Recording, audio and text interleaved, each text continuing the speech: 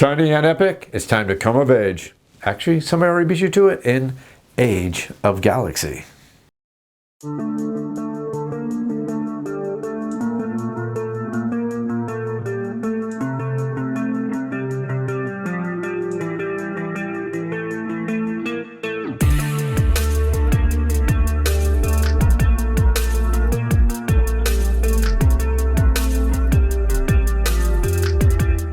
Hey everybody, welcome to the show Board Game Reviews. This is a YouTube channel dedicated to the board gaming hobby, and this week we're looking at Age of Galaxy. Now, Age of Galaxy is a space-themed resource management game of galactic exploration for 1 to 4 players that plays in approximately 45 minutes. In the game of Age of Galaxy, the players are going to be competing over 5 rounds in an effort to explore this galaxy, to build up their own tech trees, to build alliances with different races in an effort to become the most prolific empire as this brand new fledgling galaxy is explored by all of our players. In this game, players are going to take turns playing over multiple different rounds. Again, there's only 5 rounds in the game, and each round is broken down into different phases. You have the production phase, you have the action phase, you have the war phase. Yes, there is a little bit of war in this game. And finally, you have the galactic phase. After 5 full rounds of this all occurring, players can add up all their victory points. Whoever has the most amount of victory points is going to be the grand winner of the game. At the beginning of every single round, players get a production phase where they're going to get money based on the total amount of income that their empire currently has. Then once all our players have taken care of their income and suffered any losses of permanent income due to time marching on and the inability to keep up with a constant pace of getting a war machine and exploration constantly going, players are going to move on to the action phase. Now during the action phase, players can get multiple different actions they can take, whether it be actions over here on a central board, which is centralized for all the players have access to, or their own personal tech trees. And this is some very important tech trees because these technologies are going to help them explore the galaxy much better. Whether maybe warp drives allow them to scoot ahead of the other empires that they're competing against, or the ability to build up the war machine having more powerful cruisers, or even the ability to eventually protect their planets. Because yes, this is a game where you have to not only go out there and explore all these planets, you have to protect them from the other players, because again, this is a game where players are trying to build up their empire across this galaxy.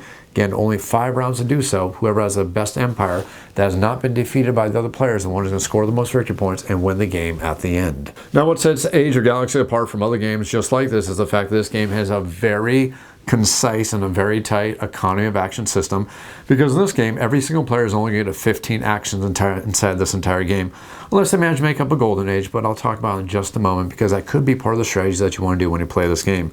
On top of all that, you have a changing galactic board, which is going to be modified based on the amount of players in this game, which is something a lot of games don't do in this day and age, where they have an evolving board that not only is it going to change every time you play this game based on different cards that are available in the current game that you're playing, additional cards that could be shuffled in to change the variety of the game every time you play the game, or the fact that as you play this game, depending on the number of players, you're going to have extra planets in the game, which are also going to be semi-randomized every single time you play the game, again adding to the variety of the game, just for the amount of variety from the different options you have here.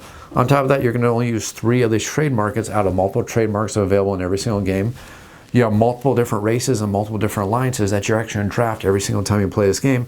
And the interesting thing about this game is at the start of every single one of these games, the players are going to draft 7 alliances, and these are the alliances that you have to play throughout the entire game.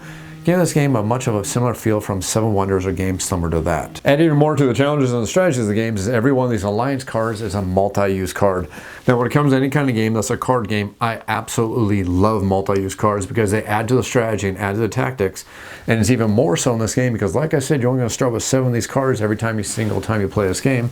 And you have to make multiple decisions on how you want to use these cards. Are you going to ally yourself with these races right here? And you can only ally with 3 total races throughout the entire game. And the races you ally with are also going to affect your in-game victory points, especially if you ally properly. If you fail to ally properly, you're not going to get any in-game victory points. You have to be very careful about that. Additionally, they can give you resources when you ally with them, or they give you one-time bonuses. They can help you colonize other planets. Or if you go ahead and ally with them, they're going to give you special extra powers, extra abilities, and things that you can do just by allying with these different races. But again, the extra challenge in the game is you only have 7 of these cards, and you must use them as efficiently as possible because you can only ally with 3 of them. The other 4 you can use as multi-use cards, whether it's for resources, going against other planets, or anything, or for other abilities you're going to get from these cards. But again, part of the strategies and the tactics of the game. This game also provides tech trees that actually matter, because in this game, your tech tree is going to also influence how you're going to be going about your strategies and your tactics when you play the game. Whether you're going to go for more offensive tech trees, which allows you more offensive power with your cruisers, the ability to go out there and explore, and also take away planets from other players, because planets are also part of the victory conditions for the game. On top of that, you can also go more defensive, which allows you to protect your planets from the other players' cruisers, or you can even use these technologies to go out there and have your influence in the Galactic Senate itself, which can also be worth victory points for you at the end of the game. Additionally, one other smart design that's built in the game is the fact that you have to actually protect your victory points in this game. Because like I said, in this game, you get victory points by going out there and exploring planets. Now, you have to be able to colonize these planets. But if you colonize these planets, or if you ever manage to develop these planets, they're going to be worth victory points for you at the end of the game.